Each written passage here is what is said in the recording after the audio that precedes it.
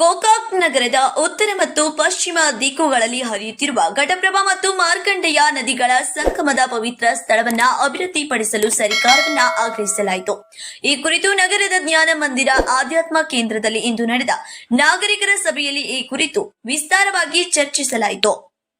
Glasgow factory ಮತ್ತು ಜ್ಞಾನ ಮಂದಿರ ಆಧ್ಯಾತ್ಮ ಕೇಂದ್ರದ ನಡುವೆ ಇರುವ ಸರ್ಕಾರಿ ಹಾದಿಯನ್ನು ಅಭಿವೃದ್ಧಿಪಡಿಸಿ ನದಿಯಲ್ಲಿ ಬ್ರಿಡ್ಜ್ ಕಮ್ ಬ್ಯಾರೇಜ್ ನಿರ್ಮಿಸಬೇಕು ಹಾಗೂ ನದಿಗಳ ಸಂಗಮದ ಸ್ಥಳದಲ್ಲಿ ಅರ್ಧ ಕಿಲೋಮೀಟರ್ ಉದ್ದ ಘಾಟ್ ನಿರ್ಮಿಸುವ ಮೂಲಕ ಪವಿತ್ರ ನದಿಯಲ್ಲಿ ಸ್ನಾನ ಮಾಡುವ ಸದ್ಭಕ್ತರಿಗೆ ಅನುಕೂಲ ಮಾಡಿಕೊಡಬೇಕೆಂದು ಸರ್ಕಾರವನ್ನ ವಿನಂತಿಸಿ, ಇದಕ್ಕೆ ಪೂರಕವಾಗಿ ಜಿಲ್ಲಾ ಉಸ್ತುವಾರಿ ಸಚಿವ ಸತೀಶ್ ಜಾರಕಿಹೊಳಿ ಅವರನ್ನು ಹಾಗೂ ಸ್ಥಳೀಯ ಶಾಸಕರಾದ ರಮೇಶ್ ಜಾರಕಿಹೊಳಿ ಅವರನ್ನು ನಿಯೋಗದ ಮೂಲಕ ವಿನಂತಿಸಲು ತೀರ್ಮಾನಿಸಲಾಯಿತು.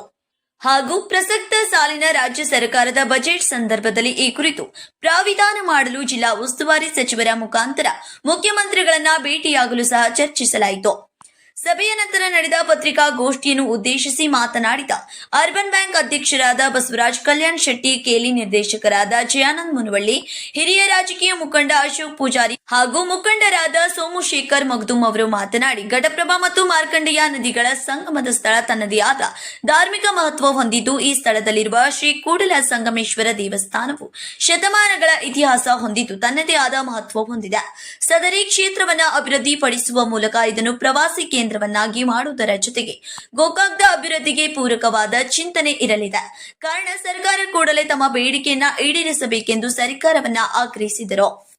ಸಭೆಯ ಅಧ್ಯಕ್ಷತೆಯನ್ನು ಬಸವರಾಜ್ ಕಲ್ಯಾಣ್ ಶೆಟ್ಟಿ ಅವರು ವಹಿಸಿದರು. ಸಭೆಯಲ್ಲಿ ಮಾಯಪ್ಪ ತಹಶೀಲ್ದಾರ್, ರಮೇಶ್ ಮುರ್ತೇಲಿ, ಚಂದ್ರಕಾಂತ್ ಕುರುಬೇಟ್, ಶಿವಾನಂದ್ ಹುಲಿ, ವಿಜಯ್ ಕ್ಯಾಸ್ತಿ, ಬಸವರಾಜ್ ದೇಶನೂರ್, ಅಭಯ್ ದೀಕ್ಷಿತ್, ಸಂಜೀವ್ ಪೂಜೇರಿ, ಮಲ್ಲಿಕಾರ್ಜುನ್ ನಂದಗಾಮಿ, ಬಾಳು ಅಂಬಿ, ತುಕ್ಕಪ್ಪ ಮುತ್ನಾಳ್, ರಾಜು ಮಠದ್, ಸೋಮಯ್ಯ ಹಿರೇಮಠ್, ರಾಜು ಮಾಡಲಗಿ, ಶ್ರೀಶೈಲ್ ಪೂಜೇರಿ, ಮಹೇಶ್ ಮಠಪತಿ, ವಿನಾಯಕ್ ಹುಸ್ಮನಿ, ಅನಿಲ್ ಹಾಲ್ವಾಮಿ, ಚಂದ್ರಪ್ಪ ಮಡಿವಾಳ್, ಅನಿಲ್ ಸಂಕಾಚಿ, ನಾಗು ದೇಸಾಯಿ, ಮಂಜು ಪೂಜೇರಿ ಮುಂತಾದವರು ಉಪಸ್ಥಿತರಿದ್ದರು. ಸಮೀರ್ ಅರ್ಬಾವಿ, ಗೋಕಾಕ್ ನ್ಯೂಸ್ 23.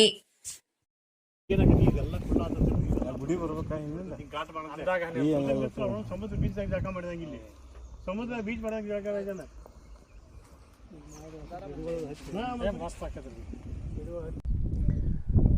ಎರಡು ನದಿಗಳ ಸಂಗಮ ಕ್ಷೇತ್ರ ಜಾಗೃತ ಐತಂದ್ರೆ ಅದು ಅತ್ಯಂತ ಪವಿತ್ರ ಕ್ಷೇತ್ರ. ಕಾರಣ ಇಷ್ಟ, ಆ ಕ್ಷೇತ್ರವನ್ನು ನಾವು ಆ ಶಿವನ ವಾಸಸ್ಥಾನ ಅಂತ ತಿಳ್ಕೊಂಡ್ಬಿಡ್ತೀವಿ. ಆ ಶಿವನ ಸ್ವರೂಪವಾಗಿನ ಇವತ್ತು ಪ್ರತಿ ಎಲ್ಲಿ ಎರಡು ನದಿಗಳು ಕೂಡಿದಾವು ಅಲ್ಲಿ ಕೂಡಲ ಸಂಗಮೇಶ್ವರ ಅನ್ನುವಂಥ ಮನಸ್ಥಿತಿಯೊಳಗೆ ಆ ದೇವರ ಆರಾಧನೆ ಮಾಡ್ತೀವಿ, ಆ ಶಿವನನ್ನು ಪೂಜಿಸ್ತೀವಿ. ಆ ಒಂದು ಕ್ಷೇತ್ರವನ್ನು ಶ್ರೀ ಸಂಗಮೇಶ್ವರ ಕ್ಷೇತ್ರ, ಕೂಡಲ ಸಂಗಮೇಶ್ವರ ಕ್ಷೇತ್ರ ಅಂತೇಳಿ ನಾವು ಪವಿತ್ರ ಭಾವನೆಯನ್ನು ನೋಡ್ತೀವಿ. ಬಹುಶಃ ಇವತ್ತು ರಾಜ್ಯದೊಳಗೆ ನಾವು ಸೂಕ್ಷ್ಮ ಅವಲೋಕನ ಮಾಡಿದರೆ ಕೃಷ್ಣ ಮತ್ತು ಮಲಪ್ರಭಾ ನದಿಗಳ ಸಂಗಮ ಕ್ಷೇತ್ರ ನಮ್ಮ ಉತ್ತರ ಕನ್ನಡದಾಗ ಐತಿ. ಅದನ್ನು ಬಿಟ್ಟರೆ ಬೇರೆ ಇವತ್ತು ಎರಡು ನದಿಗಳ ಕೂಡಿದಂಥ ಉದಾಹರಣೆ ಇಲ್ಲ. ಇನ್ನು ದೇಶದೊಳಗೆ ನಾವು ವಿಚಾರ ಮಾಡಿದ್ರೆ ಬಾರಿ 2-3 ಅಂಥ ಪವಿತ್ರ ಕ್ಷೇತ್ರಗಳು ಹೊಂದಬೋದು, ಅಥವಾ ಒಂದು 5-6 ಕ್ಷೇತ್ರ ಹೊಂದಬೋದು. ಆದರೆ ನಮ್ಮ ರಾಜ್ಯದೊಳಗೆ ಮಾತ್ರ ಶ್ರೀ ಘಟಪ್ರಭಾ ಮತ್ತು ಮಲಪ್ರಭಾ ಮತ್ತು ಕೃಷ್ಣಾ ನದಿಗಳ ಸಂಗಮ ಸ್ಥಾನ ಇವತ್ತೇನು ಕೂಡಲ ಸಂಗಮ ಕ್ಷೇತ್ರ ಐತಿ, ಅದನ್ನು ಬಿಟ್ಟರೆ ಇನ್ನೊಂದು 2 ನದಿಗಳ ಪವಿತ್ರ ನದಿಗಳ ಸಮ್ಮಿಲನ ಎಲ್ಲರೇ ಆಗಿದ್ದರೆ ಅದು ಗೋಕಾಕ್ದೊಳಗೆ ಆಗೈತಿ. ಘಟಪ್ರಭಾ ನದಿ ಮತ್ತು ಮಾರ್ಕಂಡೆಯ 2 ನದಿಗಳು ಕೂಡಿದವು. ಮತ್ತು ಇನ್ನು ಘಟಪ್ರಭಾ ನದಿಯ ಹಿನ್ನೆಲೆಯನ್ನು ಸೂಕ್ಷ್ಮವಾಗಿ ಅವಲೋಕನ ಮಾಡಿದರೆ ಅದಕ್ಕಿಂತ ಮೊದಲನ ಹಿರಣ್ಯಕೇಶಿ ನದಿ ಇದ್ದದ್ದು ಘಟಪ್ರಭಾ ನದಿಗೆ ಕೂಡೈತಿ. ಆ ಲೆಕ್ಕ ವಿಚಾರ ಮಾಡಿದ್ರೆ ಇದು ತ್ರಿವೇಣಿ ಸಂಗಮ ಇದ್ದಂಗೆ. ಘಟಪ್ರಭಾ, ಮಾರ್ಕಂಡೆಯ ಮತ್ತು ಹಿರಣ್ಯಕೇಶಿ ನದಿಗಳ ತ್ರಿವೇಣಿ ಸಂಗಮ ಇದ್ದಂಗೆ ಐತಿ ಅದು ಗೋಕಾಕ್ ಕ್ಷೇತ್ರ. ಇನ್ನು ವಾಣಿಜ್ಯ ದೃಷ್ಟಿಯಿಂದ, ಇವತ್ತು ಪ್ರವಾಸಿ ಕೇಂದ್ರಗಳ ದೃಷ್ಟಿಯಿಂದ, ಜನಸಂಖ್ಯೆಯ ದೃಷ್ಟಿಯಿಂದ, ಇನ್ನು ವಾಣಿಜ್ಯೋದ್ಯಮದ ದೃಷ್ಟಿಯಿಂದ ಗೋಕಾಕ್ ಬೆಳೆದೈತಿ. ಅದು ಬೆಳೆದೈತಂದ್ರೂ ಸಹಿತ ಇದು ಪ್ರೇಕ್ಷಣೀಯ ಸ್ಥಳವಾಗಿ, ಪ್ರವಾಸಿಗರ ಆಕರ್ಷಣೀಯ ಕೇಂದ್ರವಾಗಿ, ಜನರ ಧಾರ್ಮಿಕ ಮತ್ತು ಆಧ್ಯಾತ್ಮ ಮನೋಭಾವನೆಯ ಕೇಂದ್ರ ಬಿಂದುವಾಗಿ ಈ ಗೋಕಾಕ್ ಕ್ಷೇತ್ರ ಇದ್ದರೂ ಸಹಿತ ಅದಕ್ಕೆ ಪೂರಕವಾದಂಥ ಬೆಳವಣಿಗೆ ಆಗಿಲ್ಲ. ಯಾಕಂದರೆ ಇವತ್ತು ಗೋಕಾಕ್ ಮತ್ತು ಇವತ್ತೇನು ಗೋಕಾಕ್ದೊಳಗೆ ಘಟಪ್ರಭಾ ಮಾರ್ಕಂಡೆಗಳ ಈ ಸಂಗಮ ಕ್ಷೇತ್ರ, ಬಹುಶಃ ಇವತ್ತೇನು ಇಲ್ಲಿ ಸಂಗಮನಾಥ ನೆಲೆಸಿದಾನೋ ಸುಮಾರು 200-300 ವರ್ಷಗಳ ಇತಿಹಾಸ. 200-300 ವರ್ಷಗಳ ಹಿಂದೆ ನಿರ್ಮಾಣವಾದಂಥ ದೇವಸ್ಥಾನ. ಬಹುಶಃ ಆವತ್ತಿನ ಸಂದರ್ಭದೊಳಗೆ ಅದಕ್ಕೆ ಒಂದು ದೈವೀಯ ಸ್ವರೂಪ ಐತೆ ಅಂತೇಳಿ ಇಲ್ಲಿ ದೇವಸ್ಥಾನ ನಿರ್ಮಾಣ ಆಗೈತಿ. ಅದಕ್ಕೆ ಇವತ್ತು ನಮ್ಗೆ ಸರ್ಕಾರದ ಒತ್ತಾಯ. ಈ ಕ್ಷೇತ್ರ ಅಭಿವೃದ್ಧಿ ಆಗಬೇಕು, ತನ್ಮೂಲಕ 2 ಪವಿತ್ರ ನದಿಗಳ ಸಂಗಮ ಸ್ಥಾನ ಈ ಭಾಗದ ಜನರಿಗೆ ದೊರೆಯಬೇಕು. ಅವರ ಪವಿತ್ರ ಕ್ಷೇತ್ರ, ಆ ಶಿವನನ್ನು ಆರೈಸುವಂಥ ಕ್ಷೇತ್ರ ಈ ಕೂಡಲ ಸಂಗಮೇಶ್ವರ ದೇವಸ್ಥಾನ ಬೆಳಿಬೇಕು ಅನ್ನೋಂಥ ಭಾವನೆ ನಮ್ಮದೈತಿ. ಅದಕ್ಕೆ ಇವತ್ತು ಗೋಕಾಕ್ದೊಳಗೆ ನಾವು ಒಂದು ಸಭೆ ಮಾಡಿದ್ದೀವಿ. ಆ ಸಭೆಯೊಳಗನ ಒಂದು ನಿರ್ಣಯ ಮಾಡಿದ್ದೀವಿ. ಇವತ್ತಿನ ನಮ್ಮ ಗೋಕಾಕದ ಸಚಿವರು ಸನ್ಮಾನ್ಯ ಶ್ರೀ ಸತೀಶ್ ಜಾರಕಿಹೊಳಿ ಮುಖಾಂತರ ಇಲ್ಲಿ ಶಾಸಕರ ಮುಖಾಂತರ ಸರ್ಕಾರದ ಗಮನ ಸೆಳೀಬೇಕು.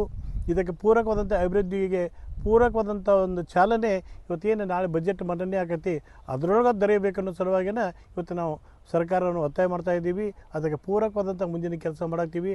ನಮಗೇನು ಆಗಬೇಕಾಗಿತ್ತು ಅಂದರೆ ಇವತ್ತೇನು ನಾವು ಎದುರು ದೇವಸ್ಥಾನ ನೋಡ್ತೀವಿ, ಆ ದೇವಸ್ಥಾನಕ್ಕೆ ಹೋಗೋ ಸಲುವಾಗಿ ರಸ್ತೆಯ ಸೌಲಭ್ಯ ಇಲ್ಲ. ಆದರೆ ಅದಕ್ಕೆ ಸಮೀಪನ ಇವತ್ತು ಗ್ಲಾಕ್ಸೋ ಫ್ಯಾಕ್ಟ್ರಿಯಿಂದ ಗೋಕಾಕ್ ನಗರ ಕನೆಕ್ಟ್ ಆಗುವಂಗೆ ಒಂದು ಹಾದಿ ಐತಿ, ದೊಡ್ಡ ಸರ್ಕಾರಿ ಅಧಿಕೃತ ಹಾದಿ ಐತಿ. ಆ ಹಾದಿ ನಡುವೆ ಹೊಳಿ ಐತಿ. ಆ ಹೊಳಿಗೆ ಒಂದು ಬ್ರಿಡ್ಜ್ ಕಮ್ ಬ್ಯಾರೇಜ್ ಆತಂದ್ರೆ ಮಾರ್ಕಂಡೆ ನದಿಗೆ ಇಲ್ಲಿ ಸಂಗಮೇಶ್ವರ ಗುಡಿ ಹತ್ತಿರ ಒಂದು ಬ್ರಿಡ್ಜ್ ಕಮ್ ಬ್ಯಾರೇಜ್ ಆತಂದ್ರೆ ಸಂಪರ್ಕ ಸೌಲಭ್ಯ ಸರಳ ಆಕೈತಿ. ದೇವಸ್ಥಾನಕ್ಕೂ ಹೋಗ್ಬೋದು, ಇನ್ನು ಪಾಲ್ಸ್ ರೋಡಿಗೆ ಹೋಗ್ಬೋದು. ಆ ಒಂದು ಅನುಕೂಲತೆ ಆಕೈತಿ. ಇನ್ನು ಈ ಎರಡು ಪವಿತ್ರ ನದಿಗಳ ಸಂಗಮ ಐತಿ. ಆದರೆ ಇಲ್ಲೆಲ್ಲ ನೋಡಿದಿರಿ ನೀವು, ಇಲ್ಲಿ ಬಂದು ಯಾರೋ ಬಂದು ನಾವು ಸ್ನಾನ ಮಾಡ್ತೀವಿ, ಒಂದು ಪವಿತ್ರ ಸ್ನಾನ ಮಾಡ್ಕೊಂಡು ದೇವರ ದರ್ಶನ ತಗೋತು ಅಂದರೆ ಅದಕ್ಕೆ ಪೂರಕವಾದಂಥ ಸೌಲಭ್ಯ ಇಲ್ಲ. ಆ ಸೌಲಭ್ಯ ಆಗಬೇಕಾಗಿತ್ತರ ಸರ್ಕಾರದ ಬಂದು ನಮ್ಮದು ವಿನಂತಿ ಐತಿ. ಇವತ್ತು ಏನು ಈ ನದಿಯ ಬಲಗಡೆ ಐತಿ, ಇಲ್ಲಿ ಸಂಪೂರ್ಣವಾಗಿ ಒಂದು ದೊಡ್ಡ ಗೋಡೆ ಆಗಬೇಕು. ಆ ಗೋಡೆನ ಘಾಟ್ಗಳ ನಿರ್ಮಾಣ, ಘಾಟ್ ಸೆಕ್ಷನ್ ಟೈಪ್ ನಿರ್ಮಾಣ ಆಗಬೇಕು. ಅಂದರೆ ಸ್ಟೆಪ್ಸ್ ವೈಸ್ ಈ ನದಿಗೆ ಹೋಗುವಂಥ ಒಂದು ಸ್ಥಿತಿ ಬರಬೇಕು. ಆ ಹೊಳಿಯೊಳಗೆ ಒಂದು 10 ಫುಟ್ ಕಾಂಕ್ರೀಟ್ ಪ್ಲೇಸ್ ಆತಂದ್ರೆ ಅಲ್ಲಿ ನಿಂತ ಈ ಪವಿತ್ರ ನದಿಯೊಳಗೆ ಸ್ನಾನ ಮಾಡಬೇಕು. ಸ್ನಾನ ಮಾಡಿಸಿದ ರಸ್ತೆ ಮುಖಾಂತರ ದೇವರ ದರ್ಶನ ಪಡಿಬೇಕು ಅನ್ನೋಂಥ ರೀತಿಯೊಳಗೆ ಸೌಲಭ್ಯ ಆದರೆ ಬಹುಶಃ ಈ ಒಂದು ಕ್ಷೇತ್ರನೂ ಧಾರ್ಮಿಕ ಕ್ಷೇತ್ರವಾಗಿ ದೊಡ್ಡ ಪ್ರಮಾಣದಾಗ ಬೆಳೀತೈತಿ. ಎಲ್ಲಕ್ಕಿಂತಲೂ ಮುಖ್ಯವಾಗಿ ಆ ಎರಡು ನದಿಗಳ ಸಂಗಮದ ಗಂಗಾ ಸ್ನಾನ ಇವತ್ತು ನಮ್ಮ ಜನರಿಗೆ ದೊರೀತೈತಿ ಅನ್ನೋಂಥ ಭಾವನೆಯಿಂದ ಇವತ್ತು ಈ ಎರಡು ಕೋರಿಕೆಯನ್ನು ಇಟ್ಟುಕೊಂಡ ಕೇಸಿಂದ ನಾವು ಸಭೆ ಮಾಡಿದ್ದೀವಿ. ಆ ಸಭೆಯ ಮುಖಾಂತರ ಸರ್ಕಾರವನ್ನು ಒತ್ತಾಯಪೂರ್ವಕವಾಗಿ ವಿನಂತಿ ಮಾಡ್ಕೋತೀವಿ. ಕೂಡಕ್ಕೆ ಇದಕ್ಕೆ ಪೂರಕವಾದಂಥ ಚಾಲನೆ ಕೊಡಬೇಕು ಅನ್ನೋಂಥ ಮಾತನ್ನು ಹೇಳಿ ನಮ್ಮ KLE ಸೊಸೈಟಿಯ ನಿರ್ದೇಶಕರಾದ ಜಯಾನಂದ್ ಮುನ್ನೋಳಿ ಅವರು ಮತ್ತು ನಾವು ಇಬ್ಬರೂ ಕೂಡ ಈ ಸ್ಥಳಕ್ಕೆ ಭೇಟಿ ಕೊಟ್ಟಿದ್ದೀವಿ. ಇದನ್ನೆಲ್ಲ ನೋಡಿದ್ದೀವಿ. ಬಹುಶಃ ಅತ್ಯಂತ ಸೂಕ್ತ ಸ್ಥಳ ಐತಿ, ಪ್ರೇಕ್ಷಣೀಯ ಸ್ಥಳ ಐತಿ, ಧಾರ್ಮಿಕ ಸ್ಥಳ ಐತಿ. ಇದರ ಅಭಿವೃದ್ಧಿ ಆಗಬೇಕು ಅನ್ನೋಂಥ ಒತ್ತಾಯ ನಮ್ಮದಾಗೈತಿ. ಮಾತಾಡಿದ್ದೀವಿ.